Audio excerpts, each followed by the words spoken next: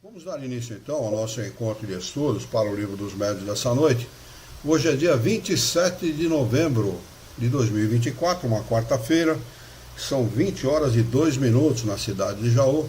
Nós estamos transmitindo o nosso encontro de estudos em nome e em homenagem à Associação Jauense de Estudos Espíritas e estamos localizados na cidade de Jaú, estado de São Paulo, Brasil.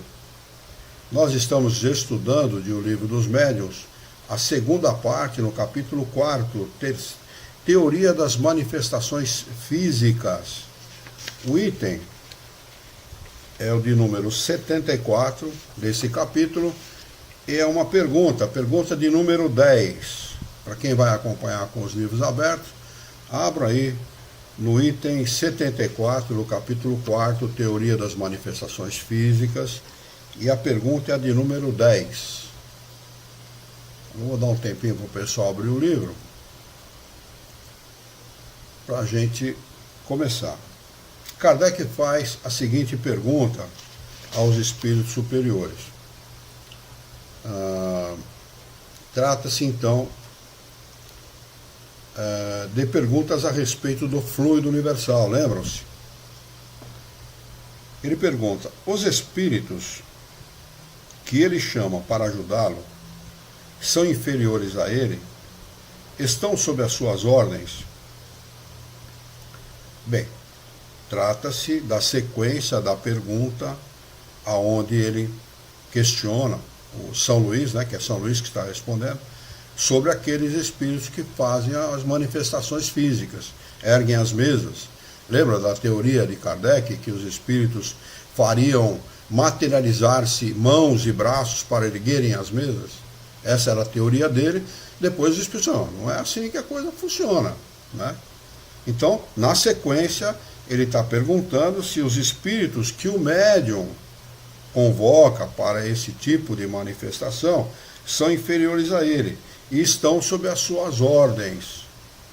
Desculpa, o médium não, os espíritos superiores, quase sempre são seus iguais e acodem espontaneamente. Questão de número 11. Todos os espíritos podem produzir esses fenômenos de efeitos físicos? Respondem: os espíritos que produzem esses efeitos são sempre inferiores, imperfeitos. Não são espíritos superiores, com bom conhecimento das coisas. Como aqui na matéria a gente usa para serviço braçal os que têm menos escolaridade. É semelhante a comparação. Sem aqui nenhum desmerecimento àqueles que fazem os nobres serviços braçais, que a gente tem muita necessidade. Eu mesmo já fiz serviço braçal, já fui servente de pedreiro por 2 anos, porque meu pai não podia pagar servente de pedreiro, eu fiz papel de servente de pedreiro. Então, sem nenhum desmerecimento a eles, mas é mais ou menos, a comparação é mais ou menos essa,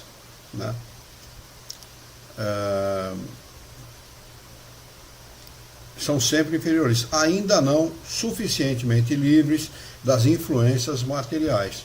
Provocam esses fenômenos mais rústicos, mais brutos, mais embrutecidos, vamos dizer assim, como a levitação de mesas e tal, os chamados efeitos físicos, porque estão muito sob a influência da matéria. Questão de número 12. Compreendemos que os espíritos superiores não se ocupem dessas coisas, mas perguntamos se, sendo mais desmaterializados, teriam o poder de fazer o se o quisessem. Eles podem, sendo espíritos superiores, promover esse tipo de fenômeno, se eles quisessem fazer isso? Eles respondem: eles possuem a força moral, como os outros possuem a força física. Mais embrutecidos, mais ligados à matéria, com maior facilidade eles promovem o efeito físico. Quando eles falam de força física, é nesse sentido, da materialização do espírito, porque força física só o encarnado tem. É nesse sentido que eles estão direcionando o raciocínio. Quando necessitam desta última, servem-se dos que a possuem. Já não dissemos que eles se servem dos espíritos inferiores, como vós dos carregadores? Então não entendo que o espírito tem força física, não. No sentido físico, material dos encarnados. Não é nesse sentido. É porque estão muito materializados, então eles estão muito mais próximos da matéria, consequentemente eles promovem esses fenômenos com maior facilidade. Tá bem? E Kardec faz aqui uma observação. A densidade do espírito, se assim se pode dizer, densidade, maior densidade, mais materializado, menor densidade, mais livre da matéria. Varia de acordo com a natureza dos mundos, como já foi ensinado, o Livro dos Espíritos, questão de número 97 e número 187, para quem quiser fazer a pesquisa. Parece variar também, no mesmo mundo, segundo os indivíduos. Nos espíritos moralmente adiantados, ele é mais sutil e se aproxima do perispírito, das entidades elevadas.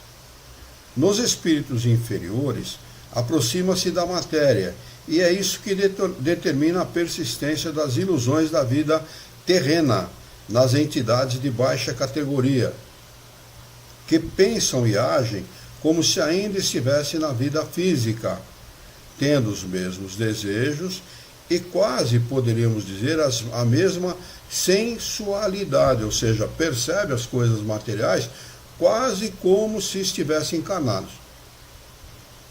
Essa densidade maior do perispírito, estabelecendo maior afinidade com a matéria, torna os espíritos imperfeitos, inferiores, mais aptos para as manifestações físicas.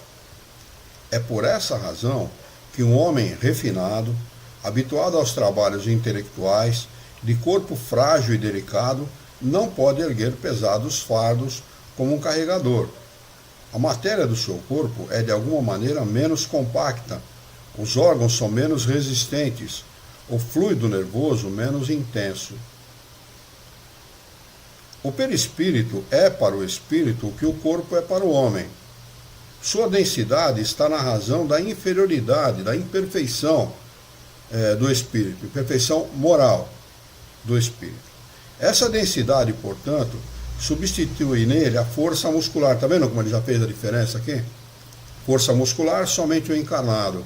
Força física, o desencarnado tem, porque ele está mais ligado à matéria, dando-lhe maior poder sobre os fluidos necessários às manifestações dos que o possuem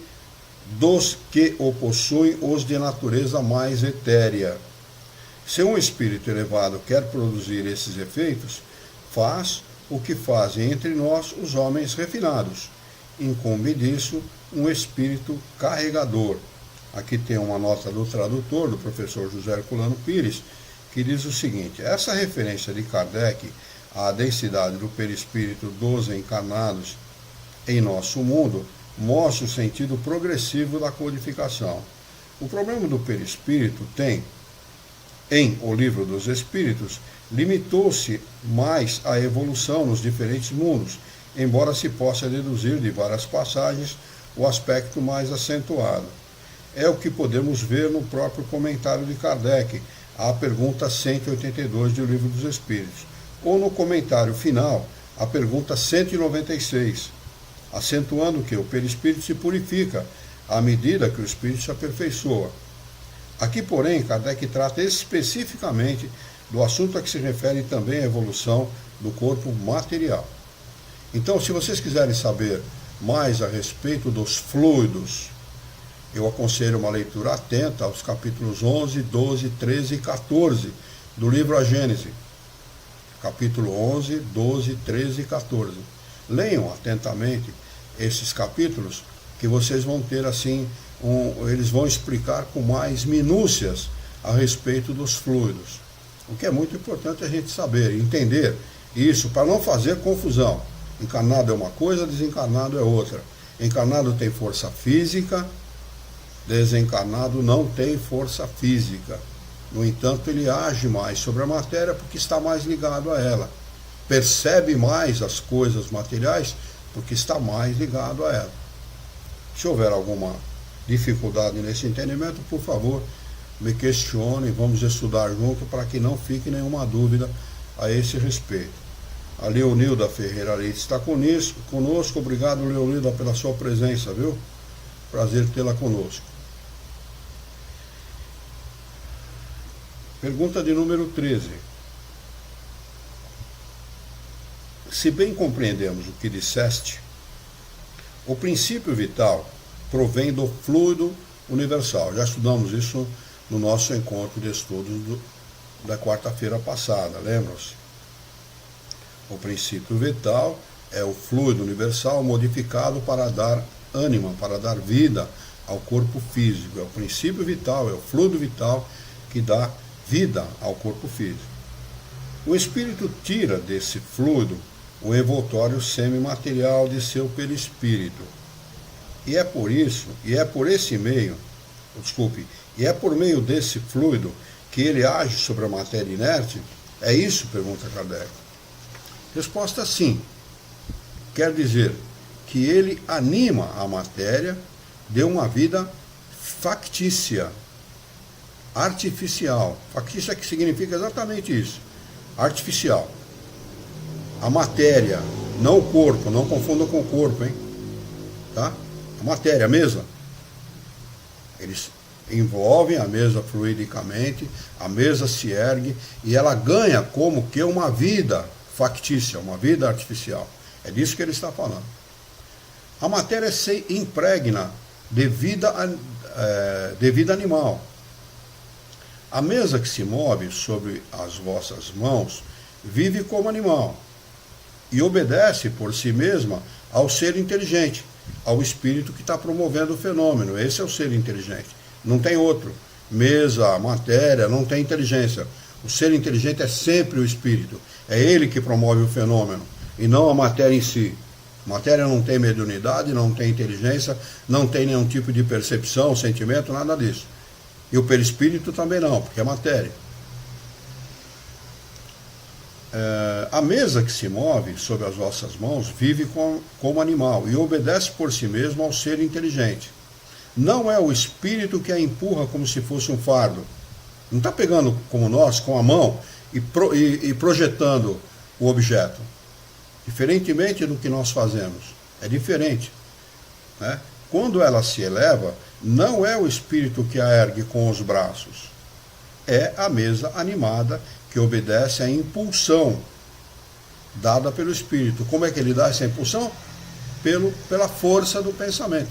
Ele deseja que o objeto haja desta ou daquela maneira e o objeto o obedece, porque está animado temporariamente, facticiamente, artificialmente, por uma vida que não existe. Ela só existe enquanto o objeto está envolvido por aquele fluido vital. Tá bem? É fácil de compreender o fenômeno, não é difícil de compreender o fenômeno, embora pareça complexo, né? Mas não é não. Ele pega o fluido, eles manipulam os fluidos. Todos os espíritos fazem isso quando querem promover um fenômeno. Aliás, o espírito que se comunica conosco, ele faz a mesma coisa. A ligação é fluídica. Se não houver identidade fluídica entre os espíritos encarnados e desencarnados, não há comunicação. Por isso que precisa haver afinidade. Nós vamos ver mais para frente esse tipo de situação. Havendo afinidade, a comunicação entre pensamento do médium e o pensamento do espírito e vice-versa, ela é mais fluida, ela é mais fácil, ela se dá com maior facilidade. Pois não, Alexandre? Esse envolvimento fluídico também vale para os barulhos que nós... eu não estou falando de barulhos aleatórios ou estalos quaisquer, eu estou falando dos barulhos que estão associados a situações, a pensamentos, a questionamentos, a dúvidas que nós temos aqui, e aí surgem barulhos.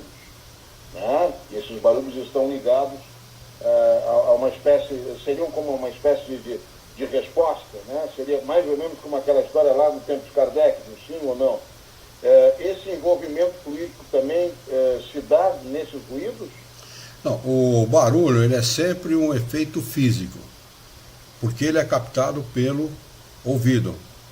Por esse conduto que nós temos aqui, que leva o som para o cérebro, ele é decodificado e entendido pelo cérebro como este ou aquele ruído. É sempre físico. Toda a comunicação de espírito para espírito, de pensamento para pensamento, se dá de outra forma. Você entende lá dentro, não vem de fora. Tudo que vem de fora é físico, é produto de efeito físico. Seja o que for. Mesmo um ruído de voz, o que for. Um barulho de voz, ô fulano, você está me chamando? Não, não estou chamando não, ninguém está te chamando aqui não. Então isso é produto de efeito físico. O espírito promoveu um efeito físico para que isso acontecesse. Tudo que nós entendemos pelo ouvido é produto de efeito físico. O cara fala, mas eu ouço espírito e parece que eu ouço pelo ouvido. É a impressão que você tem, porque nós temos o hábito de ouvir as coisas pelo ouvido, mas na realidade a comunicação está se dando de pensamento para pensamento, não é pelo ouvido. Se você notar bem, se você apurar o sentido, você vai ver que não é pelo ouvido que você está vendo. Às vezes a impressão que dá, pô, eu ouvi fulano me dizer tal coisa. Não, você não ouviu. Você percebeu de pensamento para pensamento. É que nós temos o hábito realmente de ouvir pelos ouvidos.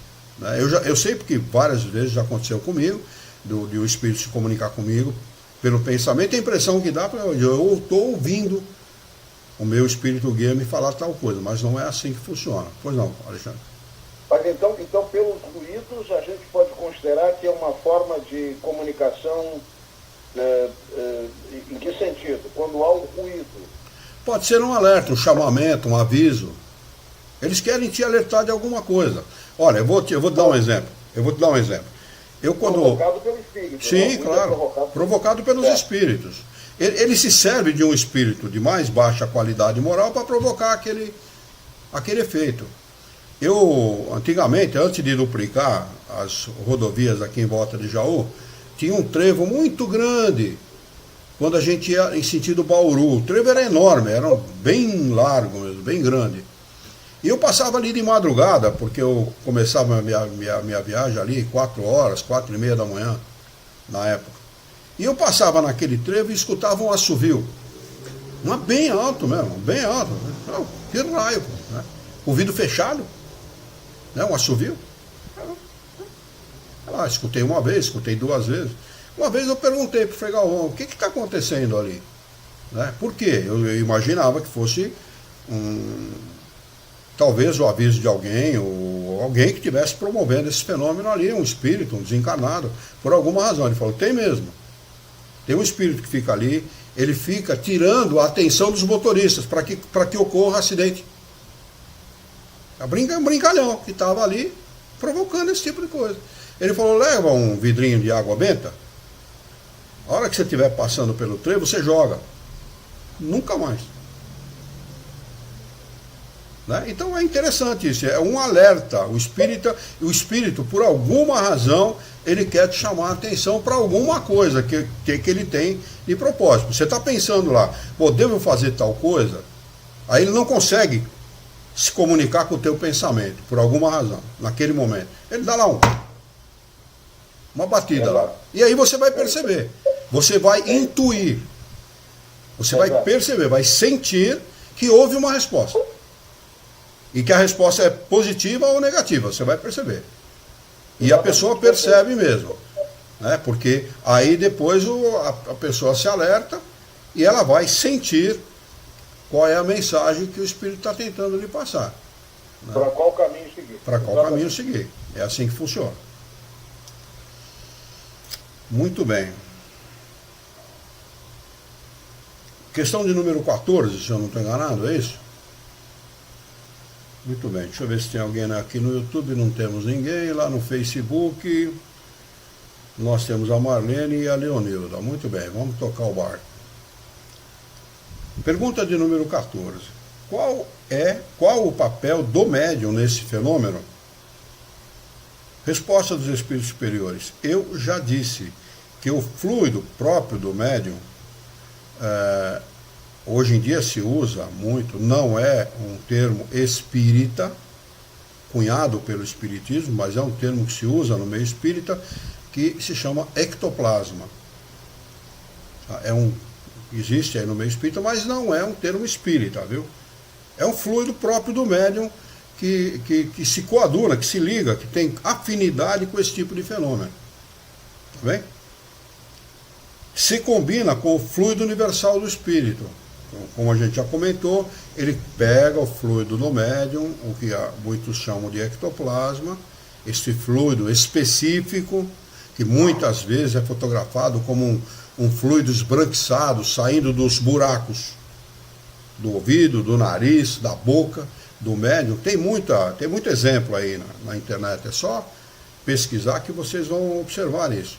Sai realmente um fluido esbranquiçado. Eles se apropriam daquele fluido fornecido pelo médium. Há médiuns que inclusive chegam a diminuir de peso. Pesam antes de começar o fenômeno e depois do fenômeno perderam lá 1 quilo, 1,5 kg. Porque ele fornece muito material próprio, material do físico mesmo, do corpo. Né? Nesse ectoplasma está contido coisas físicas, coisas do corpo, ele está doando. Assim também acontece no passe, viu? No passe, se não estiverem bem fisicamente, nunca deem passe.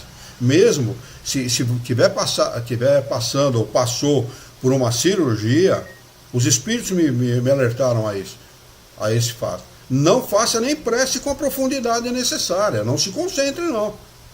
Porque na prece a gente também doa fluido. Então, é muito perigoso, você não está em condição. Uma vez, já contei essa história aqui, uma vez me barraram na porta de um quarto, o espírito colocou a mão no meu peito, como se fosse um encarnado, viu? Não é para entrar. Eu tinha passado, foi há 34, 35 anos atrás, tinha passado pela primeira cirurgia de estômago, e me barraram na porta, me chamaram para ajudar uma pessoa que ia passar por uma cirurgia espiritual. E todo mundo entrou no quarto, entrou 3 ou 4 pessoas, junto com o filho da pessoa que foi atendida, e quando eu fui entrar por último, me barraram, colocaram a mão no meu peito, e eu senti claramente que não era para entrar. Então eu não estava em condição física de ajudar. Né? Então precisamos sempre estar muito atentos, porque na prece, no passe, na imposição de mão, a gente está sempre doando fluido vital, que compõe, nós temos para alimentar o nosso corpo físico, a vida física. Você doa, na prece você doa, no passe você doa, na imposição de mão a gente doa. Então é preciso estar atento. Só faça isso quando você estiver realmente sentindo-se bem. Aí você doa plenamente, sem problema nenhum. Não há nenhum tipo de problema. Ah, mas os espíritos não provêm. Não provém nada não. Não provém não. Eles não vão dar para você aquilo que você tem a obrigação de cuidar. Isso vale para dinheiro, isso vale para bens materiais, isso vale para o próprio fluido vital, para a saúde, para a sua saúde mental, para tudo. Vale para qualquer coisa. Né? Então precisamos estar sempre muito atentos. O que é da nossa parte, nós temos que fazer. Embora a gente esteja fazendo aquilo de muito boa vontade, né? Boa vontade sem conhecimento leva a desastres. Né? Nós temos que ter conhecimento, boa vontade e conhecimento para agir com qualidade, com a qualidade necessária. Né? É necessário a união de ambos, do fluido animalizado, fluido que vem do médium, o ectoplasma, e do fluido universal, para dar vida à mesa. Então a gente pode deduzir daqui o seguinte: eles fazem um preparado, eles fazem uma mistura dos dois, em determinadas quantidades de cada um, que a gente não sabe como é que é, né? Faz aquele preparado, por exemplo, é um objeto de 2 quilos. Então há uma maneira de se preparar o fluido para aquele tipo. É um objeto de 10 quilos, então já muda a coisa. Então tem que se preparar o fluido para envolver aquele objeto. Mas é assim que funciona. Eles vão um evento de maior duração, e dependendo do tipo de evento, a exigência que se faz do médium, de doação de fluido vital do médium, é muito grande. Por isso que o médium chega a perder peso mesmo durante o evento. Mas não se deve esquecer que a vida é apenas factícia, momentânea, artificial. Extinguindo-se com a mesma ação e muitas vezes antes que a ação termine, quando a quantidade de fluido já não é mais suficiente para animar a mesa. Ora, então vamos entender o seguinte: para que haja um fenômeno, é preciso uma certa quantidade de fluido, do fluido do espírito, do fluido universal, associado ao fluido do médium. Eles envolvem o corpo de alguém, a mesa, ou seja lá o que for, o objeto que for, e promovem o fenômeno. Eles estão dizendo aqui que muitas vezes antes do término do evento, extingue-se o fluido e extingue-se o fenômeno em si. Não foi isso que ele afirmou? Muito bem. Então como é que fica a questão das colônias? E para haver a colônia, tem que ter gente pensando naquilo, não tem? Tem que ficar um monte de gente pensando na mesma coisa para que aquilo possa existir. E daí, se alguém deixar de pensar, o que acontece? A colônia desaparece? Ininterruptamente. Ininterruptamente. O tempo todo, 24/7. Aí o espírito deixa de progredir, porque ele fica fazendo uma coisa só, o tempo inteiro. Vocês percebem a impossibilidade? Não se sustenta, através do ensinamento dos espíritos superiores, não se sustenta esse tipo de afirmação dos espíritos que ditam esse tipo de inverdade. Não se sustenta, não tem como. Isso vale para qualquer fenômeno. Por exemplo, o espírito aparece em sonho, um vizinho seu, um parente, um amigo, em sonho com um cachimbo, porque ele usava cachimbo, vamos dizer assim, né? Enquanto o espírito que está aparecendo para você, com aquela aparência, para que você o reconheça, e a gente já sabe que a aparência do espírito não é exatamente aquela, e o cachimbo é porque ele está sustentando pelo pensamento aquela aparência. Se ele parar de sustentar, desaparece tudo. Se a vontade dele e a associação da vontade dele com a quantidade fluídica necessária tem tudo a ver com o fenômeno. A partir do momento que deixa de existir a vontade ou deixa de existir a quantidade de fluido necessário, o fenômeno cessa.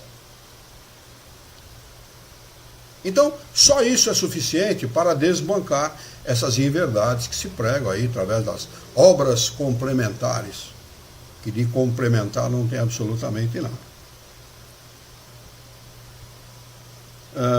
Aqui tem um rodapé de número 3, que é do professor José Herculano Pires, que diz o seguinte: isto explica as interrupções inesperadas de comunicações. A falta de fluido faz a mesa cessar de mover-se, como se o espírito comunicante se houvesse ausentado. Quem já participou desse tipo de fenômeno sabe disso. Eu nunca participei de um fenômeno desse tipo.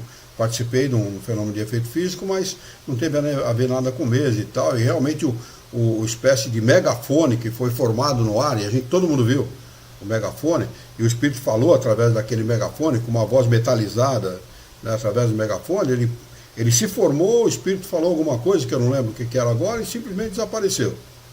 E durou muito pouco. Né? É mais ou menos isso que ele está falando aqui. Pergunta de número 15. 15ª pergunta: o espírito pode agir sem o concurso do médium?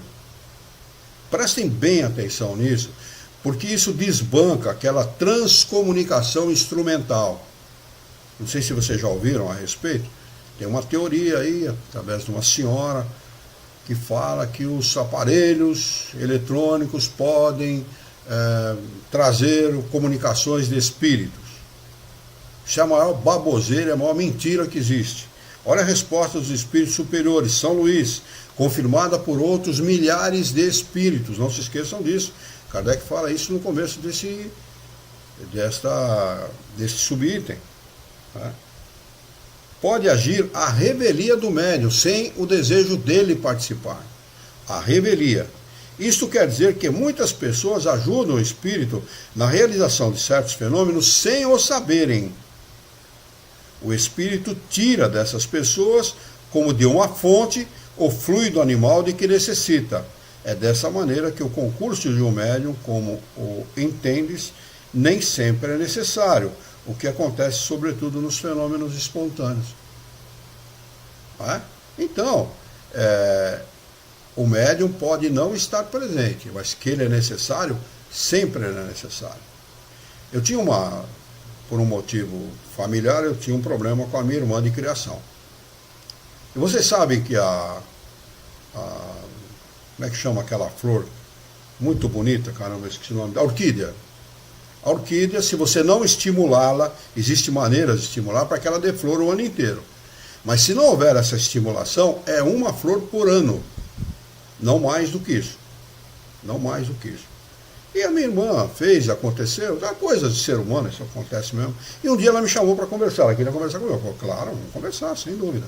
Melhor coisa para resolver problema e as diferenças são a conversa. E eu fui conversar com ela. E a mamãe muito contente, mamãe já desencarnada há muito tempo, muito contente pelo fato que ela fez brotar uma flor da orquídea. Uma coisa assim, que emocionou a todo mundo, né? Porque todo mundo já tinha dado flor naquele ano. Naquela flor não era para estar lá nunca. Né? Então, provavelmente, com a permissão de Deus, é claro, e a ajuda de alguém que estava ali nos arredores, ou mesmo na casa, sem perceber, deram ajuda para que ela pudesse promover esse tipo de fenômeno. É muito interessante isso, porque às vezes acontecem coisas que a gente não imagina. Né? E há médicos, por exemplo, psiquiatras, que tratam de determinados fenômenos como esquizofrenia da pessoa. Tratam como louco. E não tem nada a ver com esquizofrenia. Absolutamente nada. Internam pessoas, entopem a pessoa de remédio, aí acabou. Aí, se não estava deteriorado o cérebro, acaba deteriorando. Acaba tornando o cérebro enfermo. Né? Mas se fosse dado a atenção necessária e os médicos tivessem o conhecimento apropriado, iriam ver que não tem nada a ver com doença mental, e apenas com mediunidade. Né? Muito bem. Questão de número 16. Então, só para voltar à resposta do número 15, é sempre necessário um médium de efeito físico para que haja um fenômeno de efeito físico. Sempre. Tá? 16ª questão. A mesa animada age com inteligência? Pensa? Pergunta de Kardec. Resposta. É como um bastão com que fazes um sinal inteligente para alguém. Não pensa, mas a vitalidade de que está animada lhe permite obedecer ao impulso de uma inteligência. É bom saber que a mesa em movimento não se torna espírito e não tem pensamento e nem vontade. É matéria. Sempre que a gente pensar em matéria, nunca associe matéria com espírito. Matéria não tem sentimento, não tem pensamento, não tem inteligência, não tem nenhum tipo de percepção que nós, os espíritos, temos. Vai chegar lá, porque a matéria está animada de alguma forma, associada a toda a matéria tem um ser inteligente, que ainda não chegou na fase hominal, mas que chegará. Lembra daquela frase, o espírito dorme na pedra, acorda no vegetal, sonha no animal e vive no homem? É de Leon Denis essa frase. E é uma frase que realmente não é uma frase espírita, mas ela delineia bem essas fases dessa inteligência que se individualizou lá do elemento espiritual, se individualizou, se tornou um ser inteligente, uma individualidade, se associou à menor partícula da matéria e fez o seu progresso. Né? Então vai passar por todas essas fases, até chegar na fase hominal, que é onde realmente o espírito vive. Aí ele vai fazer desenvolver muito a sua inteligência, o seu pensamento, aí ele vai tomar posse de uma coisa chamada livre-arbítrio. Quanto mais inteligência, quanto mais discernimento, mais capacidade de discernir, mais ele está de posse de seu livre-arbítrio. Né? Aqui tem um rodapé de número 4, que diz o seguinte, rodapé escrito pelo professor José Herculano Pires. O bastão como apêndice da mão é animado facticiamente, artificialmente, pela mão, né? A mão que está dominando ela. Lançado ao chão, não tem vida e não dá mais qualquer sinal inteligente. No mundo espiritual, os objetos são de outra natureza. A mão pode pegar um bastão e movimentá-lo, mas o pensamento não pode fazer assim. Misturando o fluido animal do médium com o fluido universal do espírito, temos um pouco da natureza humana e um pouco da espiritual, formando um elemento intermediário. Impregnada a mesa com esse elemento, o fluido material se liga à madeira e o fluido espiritual fica ligado ao pensamento do espírito. Essa, ao que parece, é a mecânica da levitação e essa a natureza do ectoplasma. O professor estudava parapsicologia, por isso que ele usa esse termo, é um termo da parapsicologia. O parapsicólogo Watley Carrington e G.S. Sowell, em sessão realizada na Universidade de Cambridge, na Inglaterra, obtiveram o fenômeno de voz direta, com levitação do megafone. Foi essa que eu assisti. A comunicação foi interrompida em meio, sem que eles pudessem explicar os motivos. Como vemos nessas explicações, deve ter sido a falta de fluido ectoplásmico. Muito bonito o termo, mas é fluido animal mesmo, esse é o termo kardeciano.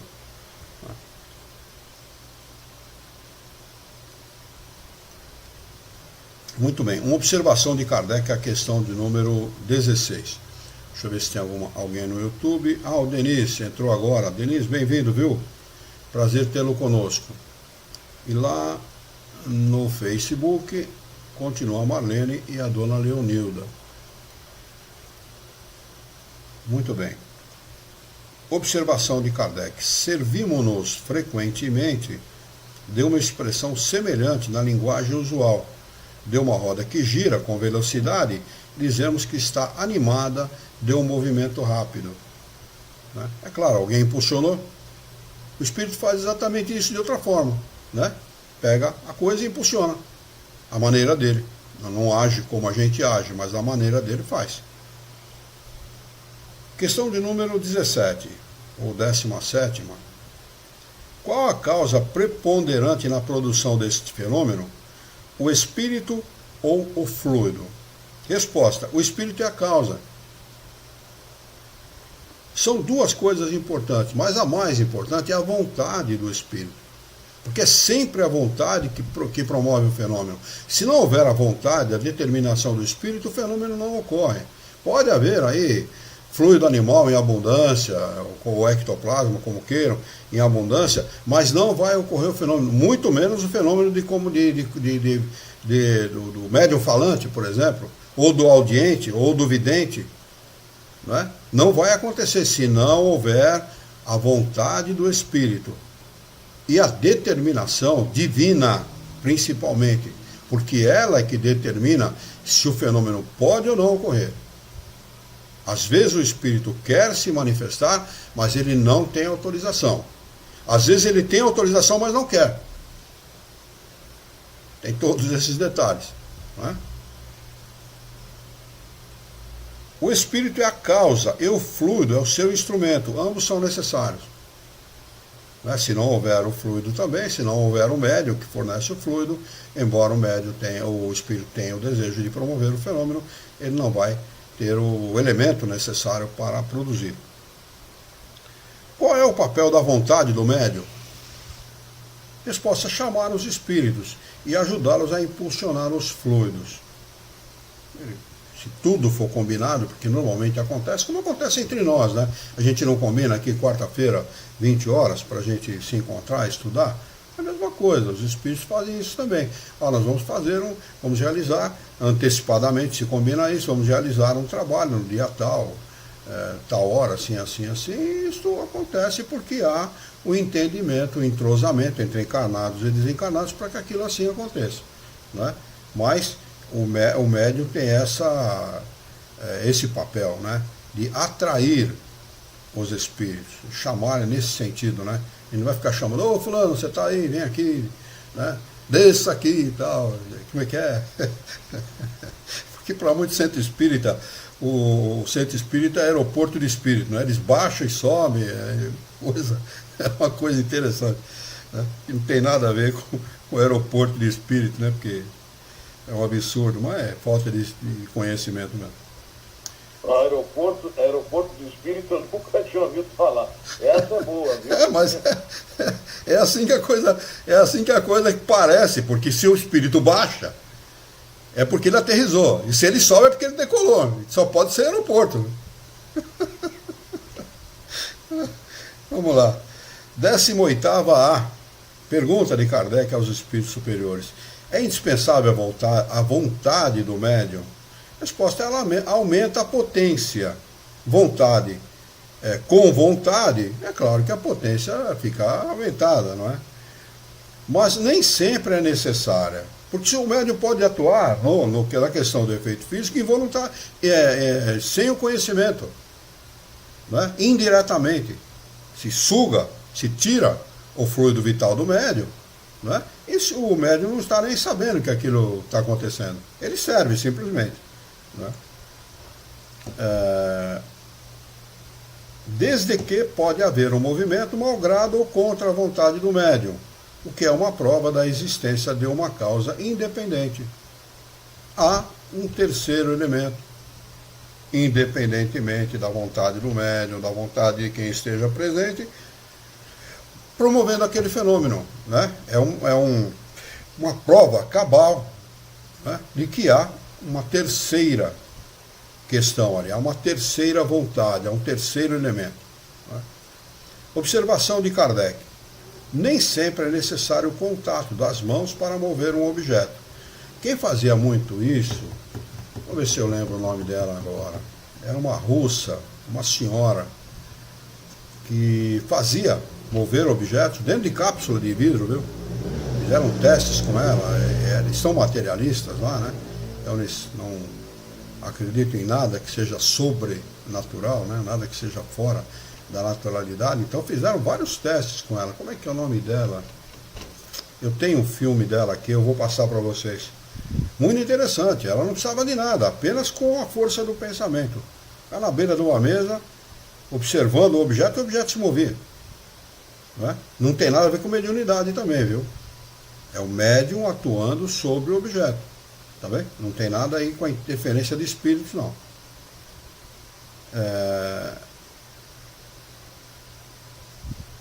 Ele basta quase sempre para dar o primeiro impulso. Iniciado o movimento, o objeto pode obedecer à vontade sem contato material.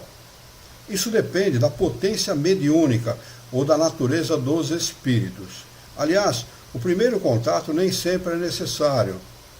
Temos a prova disso nos movimentos e deslocamentos espontâneos que ninguém pensou em provocar. E acontecem mesmo. Tá? Acontece, por exemplo, de um espírito brincalhão esconder sua chave. Botou lá a chave do carro, a chave da casa, a chave da firma, da empresa, do escritório, em algum lugar, e vai procurar para sair e não acha. E procura e faz promessa para São Longuinho, para dar 3 pulinhos e nada resolve. Né? Aí procura, até que o espírito enjoa e tira o fluido que está sobre o objeto, e o objeto aparece no lugar que ele era para estar mesmo. É muito comum acontecer isso com as pessoas. Muito comum. São Luís, eu pesquisei aqui, Nina Kulagina. Isso, ela mesmo. Nina Kulagina, isso mesmo. Kulagina, fala isso. Ela mesmo, eu não lembrava o nome dela, porque eu estou com pensamento em outras coisas, eu sou ruim para nome para caramba. Eu não lembrava, mas ela, façam essa pesquisa lá no professor Google, que vale a pena vocês conhecerem. Ela era uma... Aliás, a mãe tinha as mesmas características dela. Promovia esses fenômenos de deslocação de objetos e tal. É muito interessante.